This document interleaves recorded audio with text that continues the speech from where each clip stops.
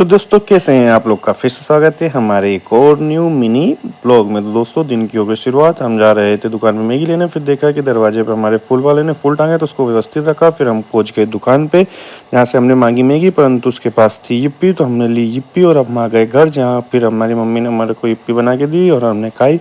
और फिर हमने गाड़ी उठाई और हम हो गए रवाना क्लिनिक के लिए। क्लिनिक पे पहुंचे तो देखे पेशेंट नहीं थे, डॉक्टर साहब मोबाइल चला रहे थे। फिर डॉक्टर साहब ने हमसे मेडिसिन मंगाई तो हम गए मेडिकल पे और वहाँ से लेके आए मेडिसिन। जब तक पेशेंट आना चालू हो गए थे तो एक एक करके सभी पेशेंट को डॉक्टर साहब ने चेकअप करा और उनको मेडिसिन प्रिस्क्राइब करी। फिर आया एक बच्चा जो कि काफ़ी क्यूट लग रहा था, इसको सर्दी खांसी हो रही थी, डॉक्टर साहब ने इसको मेडिसिन प्रिस्क्राइब करी। उसके बाद कुछ पेशेंट और आए और फिर उसके बाद हम डॉक्टर साहब के साथ बैठे और निकल पड़े और हम आ गए।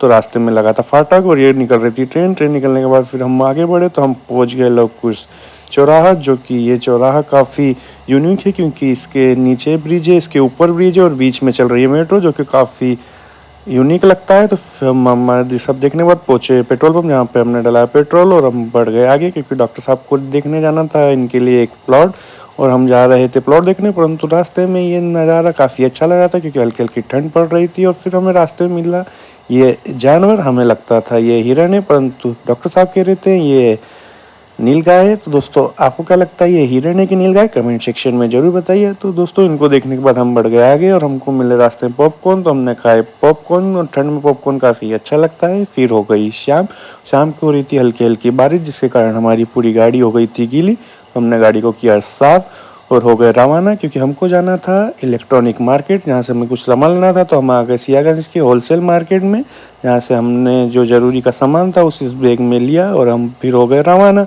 और रास्ते में हमें एक किन्नर समाज कुछ प्रोटेस्ट करते हुए दिख रहा था। दोस्तों आपको पता है समाज क्यों प्रोटेस्ट कर रहा है, कमेंट सेक्शन में जरूर बताइए। फिर हमको लगी भूख और तो हमने खाई इडली और फिर ये ब्लॉग यहीं समाप्त।